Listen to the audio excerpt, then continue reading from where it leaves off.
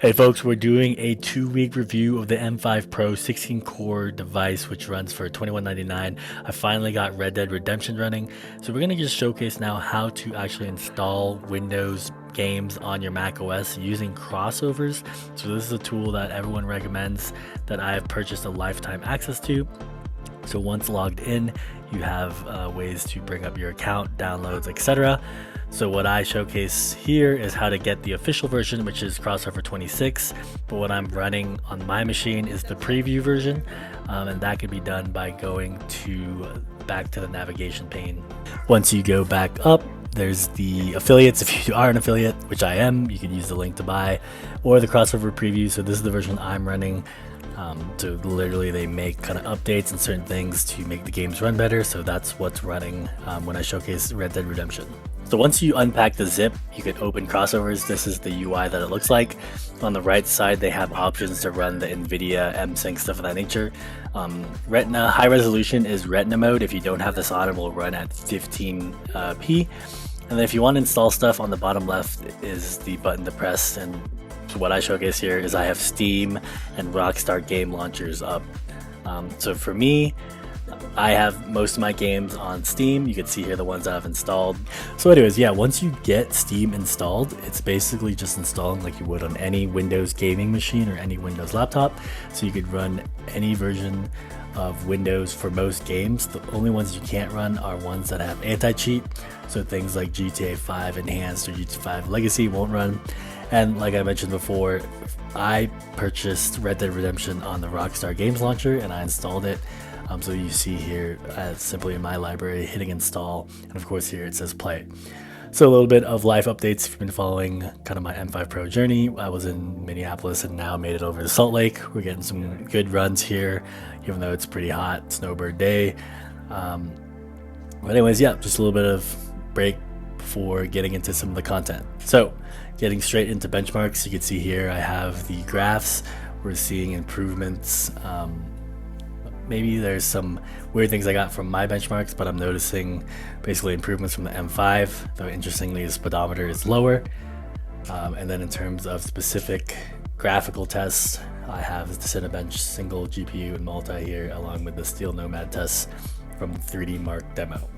These machines come with a new N1 chip. I think they're running okay, though when I was initially testing running on my friend's M3 Max, I noticed that his speeds were getting higher, which I think is the router prioritizing devices. And later I retested and was able to match the 700 megabit speed as showcased here when the other M3 Max wasn't running. Later on the channel, we'll be trying to review, I got the M5 MacBook Air, and we'll also be testing out the M5 Pro against the M3 Max machine. And then later at home, I do have an M1 Max that I'll be comparing all devices as well. So just showcasing what we have here on the Steel Nomad, we're getting around 2,000 on the GPU tests. This is something you could get from Steam on the macOS version. Hey folks, now a sponsored bit from myself. If you want to check out a trip planner app that I made that it could replace Splitwise with no ads, 100% free at the moment.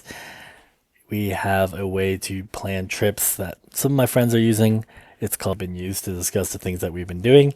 You have ways to upvote certain activities, plan things, and of course, wouldn't be a app without having bugs. But essentially, you could use this app 100% free with a chat to plan your next trip. So what we're showcasing here is the pay function, which primarily this app was built to replace Splitwise due to it now having ads. So I wanted to just make a simple Splitwise competitor.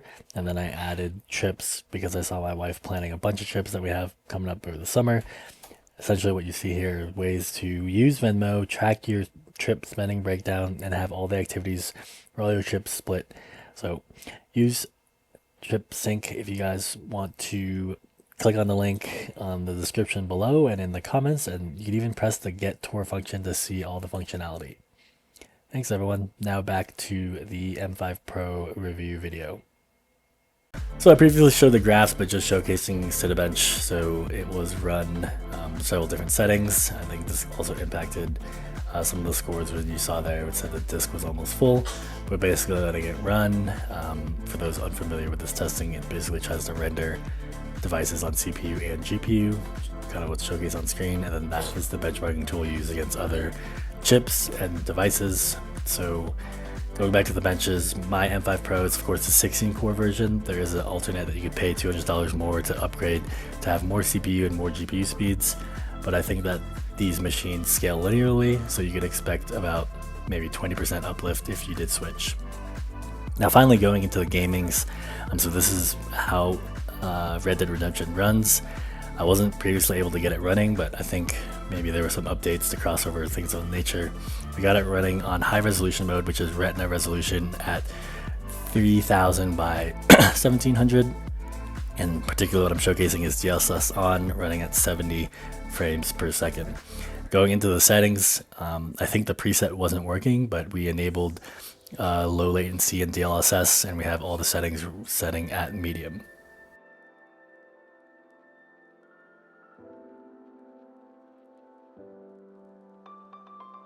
In true amateur fashion, I'm using a Trader Joe's chocolate cake as a stand while I record the iPhone Pro and showcasing the video. So if you like this kind of content where it's just amateur content, that I'm the channel to follow. Like, comment, and subscribe.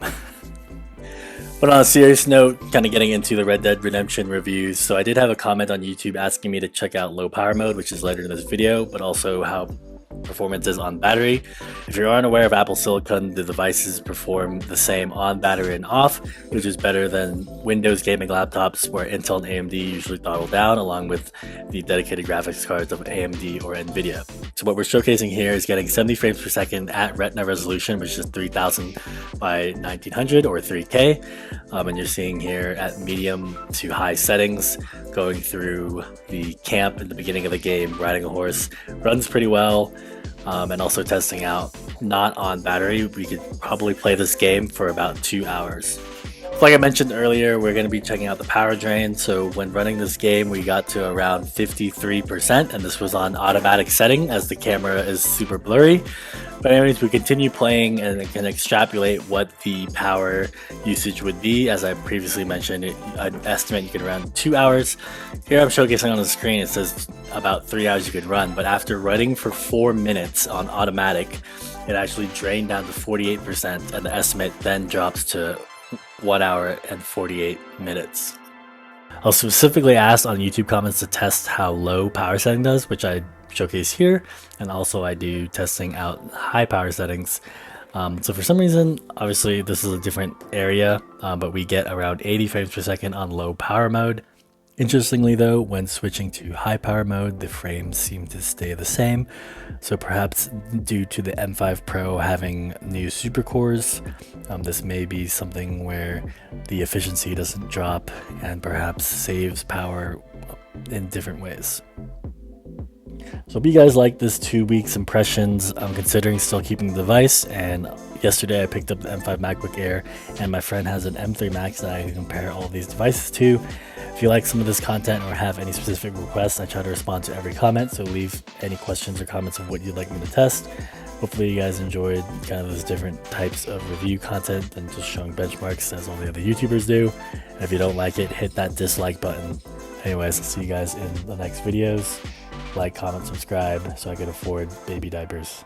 Peace.